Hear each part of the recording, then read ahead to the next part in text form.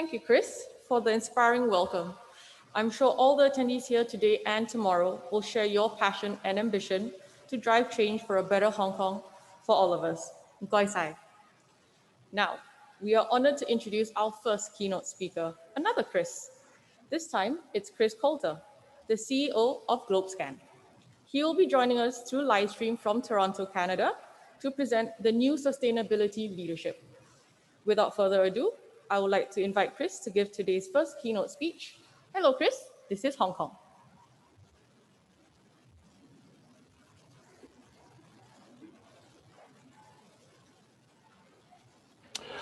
Thanks, Sam. Thank you, Chris. Hello, everybody. Hello, Hong Kong.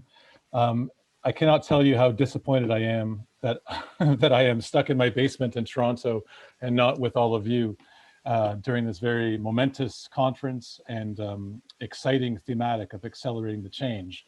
So I'm very honored to kick it off. And my role, I think, is to help describe what is the context within which we're trying to understand the impacts of COVID and ongoing climate crisis, the economic recession, new social movements like Me Too and Black Lives Matter, and what does all this mean on ultimately how companies should be leading around sustainability.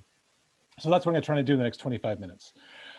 I will share my screen and go through some of these findings and research findings that I hope are valuable. So at GlobeScan, we're an insights and strategy firm. We operate under the premise that evidence is really fundamental to try and create deeper relationship with stakeholders, and that is the only true pathway to leadership. And I'm thrilled to be working with two people who are there with you today, Wander and Derek from our Hong Kong office. But we're looking at this from a global perspective. And one of the things that we'll look at today is some recent global public opinion research we've done. It took place in June this year across 27 markets around the world to try and understand how has society broadly responded to these unprecedented, challenging times, and what's different and what's changed so far, and what are the implications for business. And then secondly, based on that societal context, where are leading companies going? And we've been conducting a global stakeholder research survey to try and assess what companies are viewed as leaders and how is that leadership evolving, and that'll get us to the new leadership. So first of all, our global public opinion research, we've been doing an annual study every year for 20 years. We call it RADAR, and it's meant to try and understand how are the general public, our consumers, understanding the business society relationship overall. And it's a survey with 27,000 interviews across 27 markets, including Hong Kong. And we try to understand and assess what are the shifts and the dynamics which reinforce and influence the sustainability agenda overall. So first of all, one of the important questions is the issues agenda. And we've been asking people across the world, how serious are certain issues? And one of the hypotheses before the COVID pandemic was that when COVID happens at this level, all other issues fall away and is one singular issue that the general public and then therefore governments and therefore business are preoccupied with. We do see that 68% of people across the world say the coronavirus is a very serious problem. But below that, not too far below, at 60%, people across the world are giving the same relevance for climate change, and also 60% of people across the world say the same about depletion of natural resources. So yes, COVID is intense, but other issues like climate change, like depletion of natural resources, even like extreme poverty, have also maintained a significant sense of importance and urgency among the general public. So that's interesting. And when we compare the world average with people in Hong Kong, we see there's very similar levels of concern around the coronavirus, and also a smaller differential between the global public at 60% versus people in Hong Kong, where 55% say it's a very serious issue around climate change. But at the very bottom, this new issue we've asked for the first time around social and political division, we see a massive gap where 58% of people in Hong Kong see this as a very serious issue, more serious than climate change even, compared to 38% of people in the rest of the world. So there's a uniqueness of, as we know, in the dynamics in Hong Kong that are also playing into how people are viewing things overall. And to reinforce that it's not just COVID, we asked this interesting question where we asked people, should we respond to climate change with the same urgency as we've responded to the pandemic? And we think of what that means, $12 trillion being spent by governments across the world, shutting down the economy, changing fundamentally how we live. And this 89% of people across the world believe that's the same approach we should take to a place like climate change. So this precautionary principle, this sense that we can do multiple things at once, has increased the appetite from the public for broader systemic change. And the impact on business is significant. So this finding shows the increase in expectations people across the world for companies to do things like make sure that our products and services are safe and healthy, make sure that we treat our employees well, make sure that we pay our employees fairly. Let's make sure we don't harm the environment through our operations, and also have a strong purpose and vision for the world. So there's been an acceleration in expectations for business through this time period, partly because of what companies have done to respond and step up around the coronavirus. In addition to that, we're seeing an increase in where the public is thirsty and interested in what companies are doing in the social and environmental realm. So there's been a spike in the last couple of years among people across the world to want to know what companies are doing around sustainability. And that's a very healthy and important thing, because it draws us in to knowing what companies are doing and also having greater scrutiny around what companies are doing.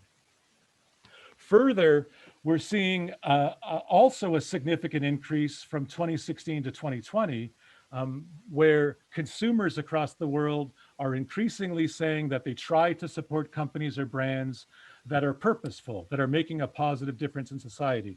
87% of consumers across the world say this now. That's up nearly 20 points from 4 years ago. So a very significant increase in interest and support around the notion of purpose and purposeful brands.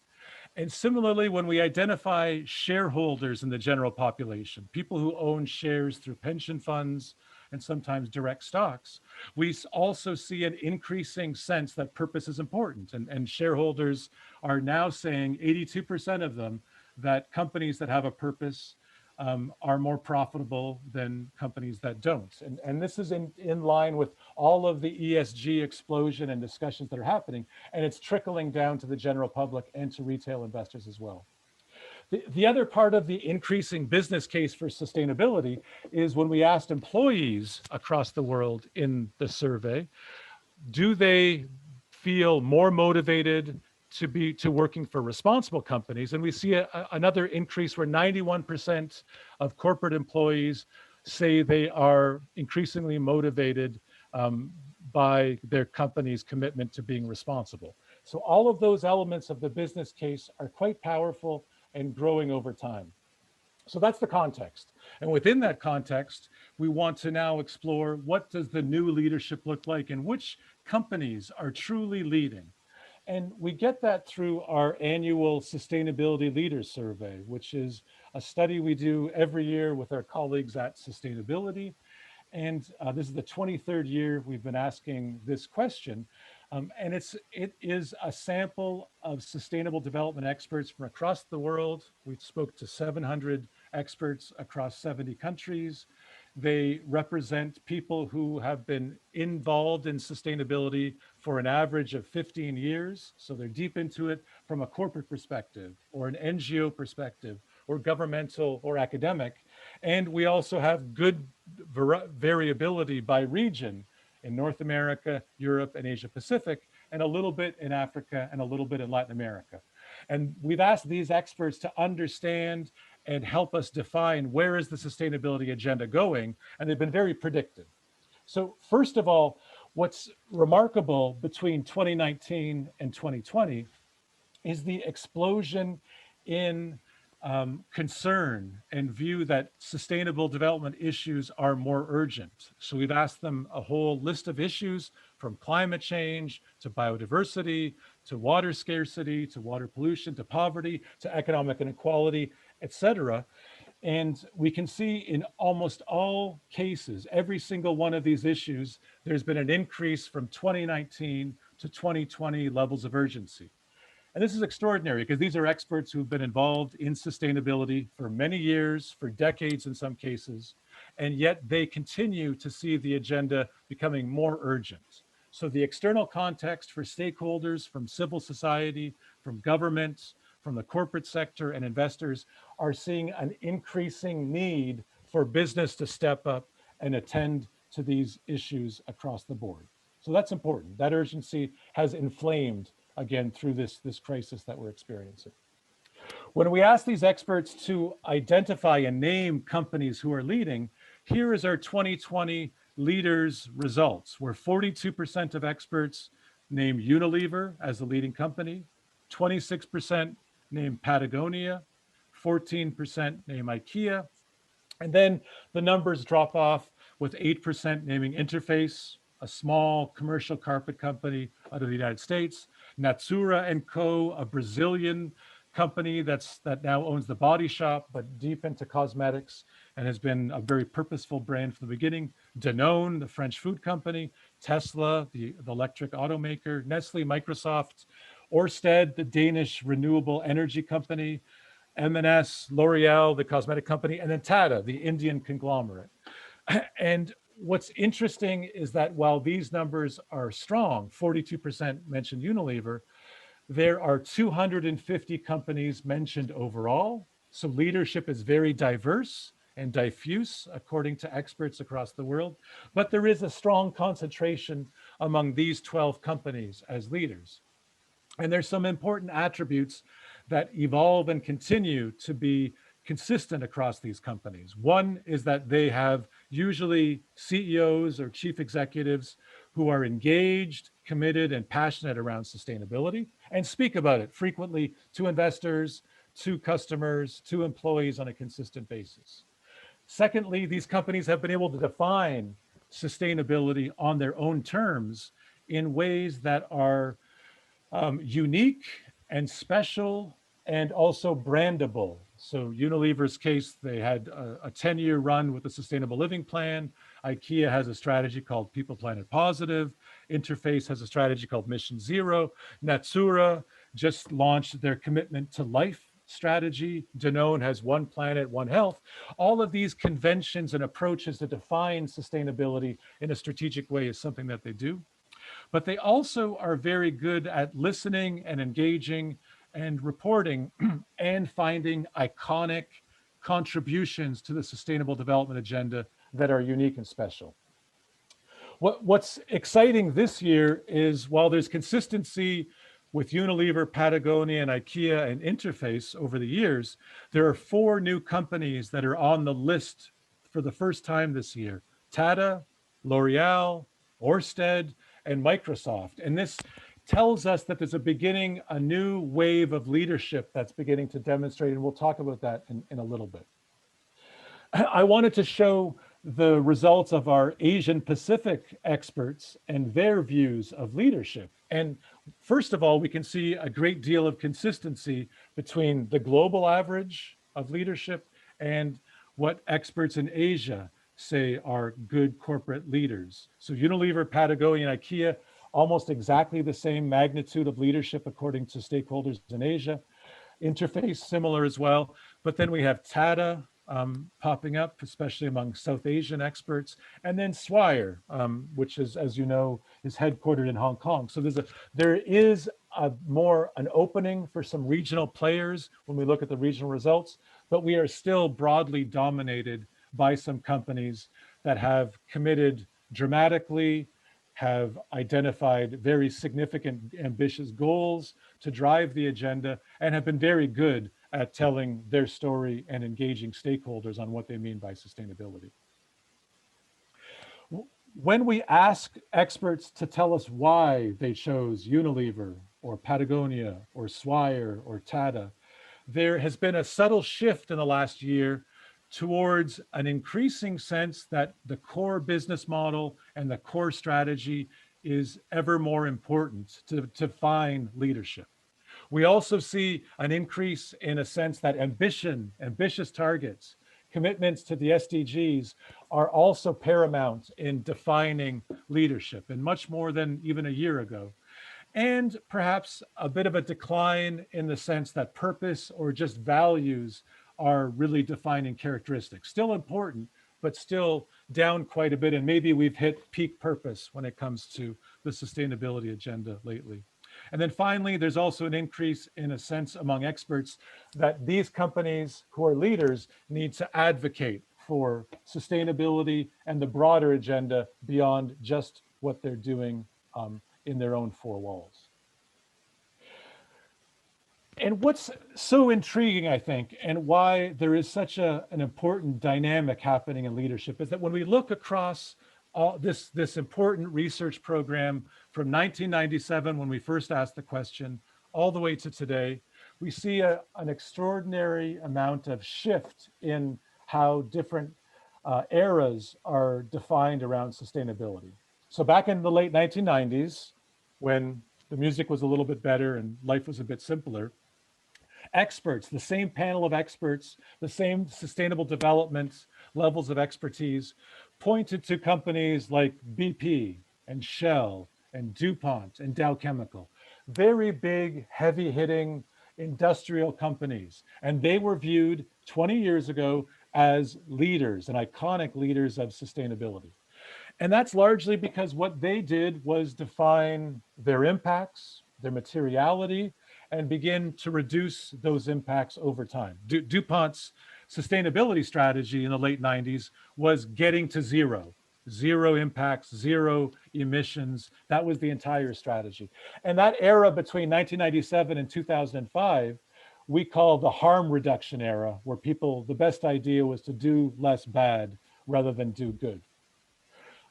Around a decade later, beginning in the mid 2000s, there was a different set of leaders that were identified by experts. Experts began to point to companies like GE and Marks and Spencer and Nike and Unilever and Walmart. And they began to point to those companies as leaders because those companies looked at the agenda not just from a risk management perspective, but from an opportunity perspective. How can we actually create more value for ourselves and society? How can we attract talent? How can we get more brand equity from this work?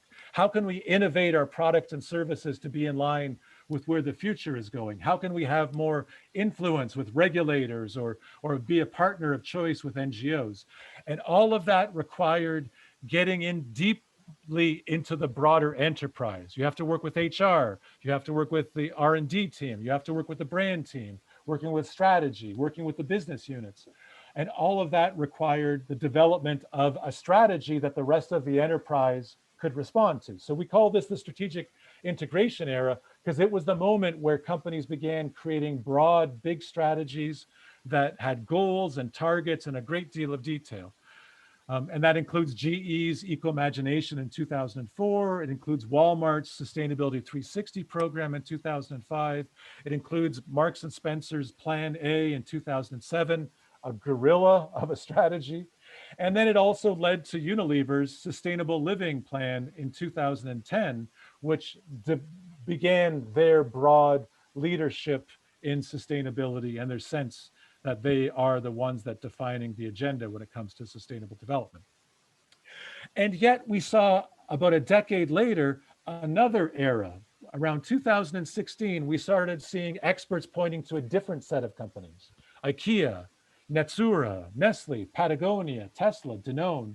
And these are the same experts who 20 years ago pointed to BP and Shell, and then pointed to Nike and Walmart. And now we're pointing to these kind of different types of companies because these companies have done all of the risk management and materiality. They've done all the strategy development, but they've also gone further to develop a more catalytic agenda to involve they're tens of thousands of employees, and sometimes they're millions of stakeholders externally. And to do that, we had to simplify and get to a sense of purpose, which got away from the technical aspects of a strategy to a simpler, lighter, more emotive and engaging approach to the sustainability leadership agenda. And so these companies have defined them. And you'll notice we've gone from a very B2B company set, industrial companies, to a very B2C consumer facing set of companies. It's not necessarily because B2B companies can't be leaders.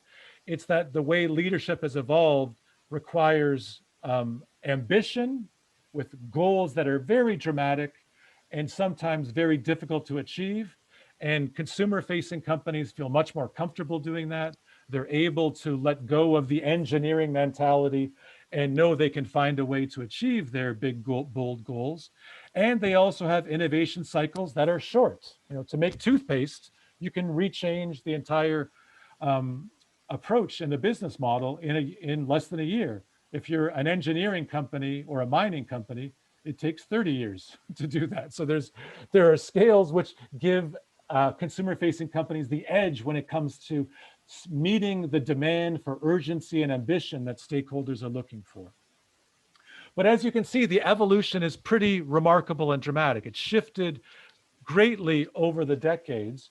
And because of that, we know it's continuing. And we believe we're on the cusp of a new era of leadership that is beginning to amplify in some of the examples we're seeing. So we think that the pendulum will shift from a simplistic, purposeful frame to something more technical again around regeneration to get us to the 2030 Paris Agreement goals and the Sustainable Development Goals. And that requires companies to do net positive things environmentally, net positive things socially, and net positive things economically. And that is an important piece of the puzzle where we have the biggest companies on the planet able to flex their muscles and outperform and catch up in many ways, given the urgency we're seeing on so many issues from climate change to inequality. And the new leadership is exemplified, I think, in three important takeaways. And a dramatic pause as we drink water. Takeaway number one on all this. We see that in all of our stakeholder interviews that we do for clients over the last 6 or 7 months through this crisis and this massive tumultuous time that we're experiencing, stakeholders and to a certain extent consumers are very preoccupied with systemic change.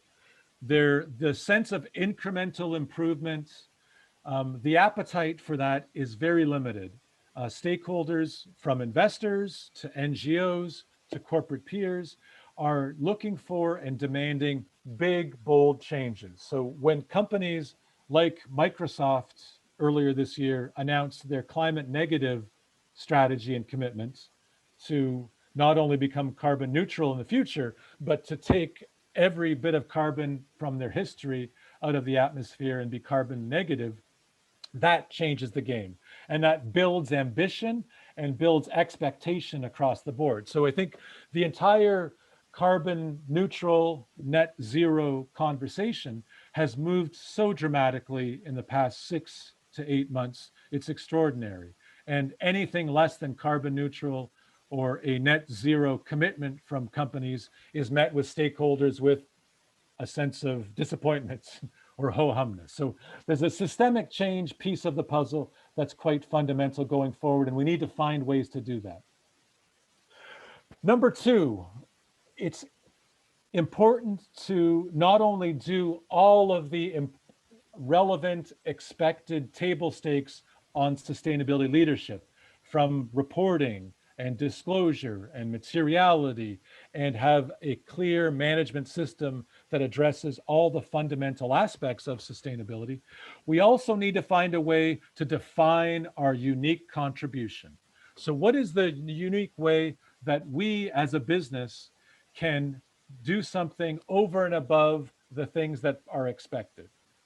And that can be true for any issue, for any thematic. And we almost want to think of this as two pieces of a page. on one side of the page, what are all of the table stakes and expectations and infrastructure that we need to be involved in climate change, for example, carbon neutral pathways, joining TCFD, reporting and disclosing through CDP. All of those things are fundamental. And then what can we do on the other side of the page that is special, unique, catalytic, that brings us into a place of indispensability, where people look to us and say, wow, we really do need that organization, because without them, we would miss this piece of the puzzle. So finding that special, unique way to make a contribution over and above the core requirements is an important part of being a leader today. And finally, this is obvious, but it's very fundamental. And it's a critical component, I think, in the Asian context, to not only understand that we have a strategy that we need to adhere to, that we need to have a clear set of targets and goals and drive that strategy and be performance oriented and drive our impact and optimize our impact. We also need a story around it. We need to tell that story in ways that are compelling, that are clear, that are understandable, and that differentiate us.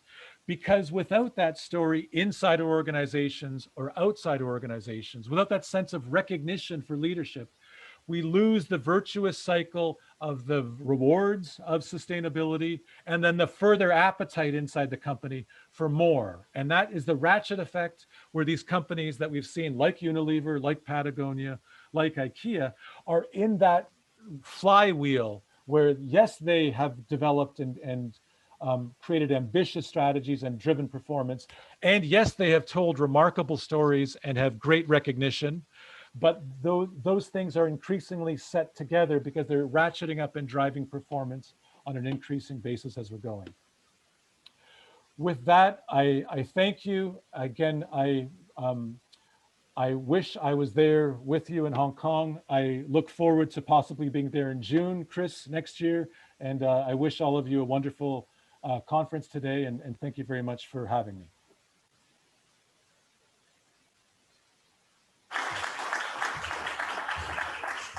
Thank you, Chris, for your very detailed insight into the analysis of GlobeScan and the new sustainability leadership rankings.